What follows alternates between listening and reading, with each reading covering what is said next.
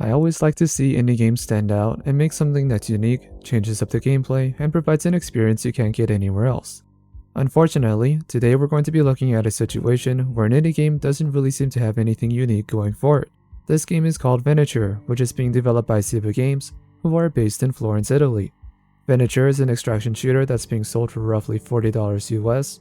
They did have a store page on Steam, but it was removed, and the only way to play the game currently, if you even care to do so, would be to visit their website, download their launcher, and pay them through said launcher. However, I would advise against that for multiple reasons. Primarily, they are being called out on using assets that are from another game, Operation Harsh Doorstop, which is a free-to-play milsim being developed by a team that's led by a YouTuber known as Blue Drake. On November 22nd, another channel that's known for covering these kind of games, Big Fry TV, was live streaming his first time playing Venatur. As the stream was going on, Blue Drake and a few of his developers who were watching the stream noticed that some buildings looked too familiar. And upon some quick comparisons, we can see that the layout of these buildings were identical. There may have been some slight differences to the shading and coloring of these assets, but they are identical in every other way. Blue Drake then reached out to Ciba Games to have these assets removed within a 48-hour time period.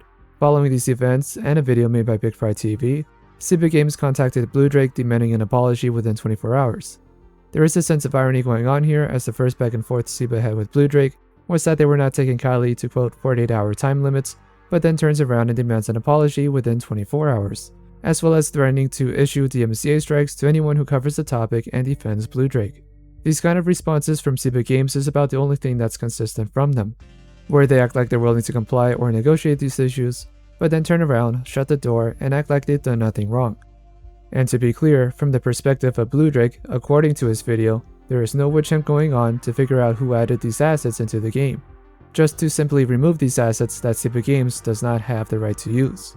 We can also see from these replies that Ciba is not arguing whether or not the assets are pre-built or if they made the assets themselves, but rather says that yes, these are pre-built assets and is somehow blaming Blue Drake for not having an end user's license agreement for these assets, and somehow that means these assets can be used without any issue. There's a lot of mental gymnastics going on here because it doesn't matter how Ciba Games acquired these assets. We've seen projects be shut down for using assets that are from other properties such as Star Wars and James Bond. This situation isn't anything different. If you're using assets from another game or franchise and you don't have the license for it, you can and most likely will be requested to stop and remove those assets. Proving where or how you got them or that you didn't sign any agreement does not give you a free pass to do whatever you want. Then on November 27th on the Ciba Games website, they announced there will be updates to their maps. However, they did not give any details as to why other than they're changing assets. At first, I thought that meant this was over, another chapter of an indie studio not knowing what they were doing, fixed their mistake for the better of the studio and for their game. But that's not where this video ends. Judging from the timestamps of these messages and when this tweet was sent out, between November 28th and 29th, Blue Drake offered to assist with the removal of these assets so that there would be no confusion as to which one would need to be removed, and that would be it. However, a user that goes by Momi responded to this by stating to take legal action if necessary. And that's where the situation stands at this moment, with Blue Drake taking legal action, until there's more news to be said from either side. During this time, Ciba Games has yet to provide any information on their end about these assets in question and have not issued the DMCA strikes to channels covering this topic. If you're an indie developer or studio who is somehow watching this video and gotten this far, let this situation be a warning to you. Learn from the mistakes of Ciba Games and find a better solution. It's fine to use pre-made assets and adjust them to better fit your game. However, it's never okay to steal or use any asset without the proper licenses, package it into a game, and then sell it. At the same time, don't rely heavily on Unreal Engine blueprints and pre-built assets. Game development is more than simply trying to cram these pre-made assets together and hope nothing breaks. And if you ever do get approached by another indie developer or YouTuber who does coding, it may be worth listening to what they have to say and learn from their own experiences. Emphasis on listen and not necessarily execute.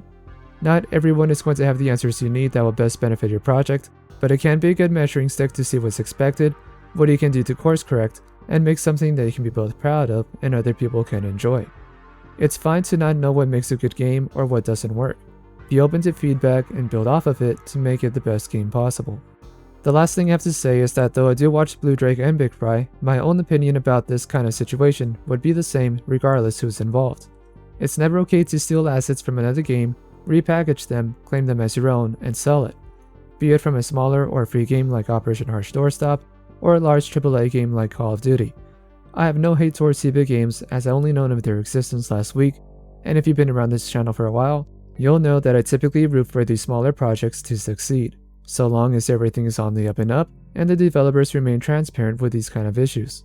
Maybe there's still some hope for CB games to turn things around and make their own assets, or maybe they're hell-bent on using any asset they can get their hands on and hope they somehow won't get sued for it. That's all I have to say for now. Let me know what you think about this situation. Leave a like if you agree, a dislike if you disagree, and let's talk about it in the comments below. And if you want to stick around for more gaming news, consider subscribing to the channel. Until then, I am Mr. Rain, and I'll see you next time.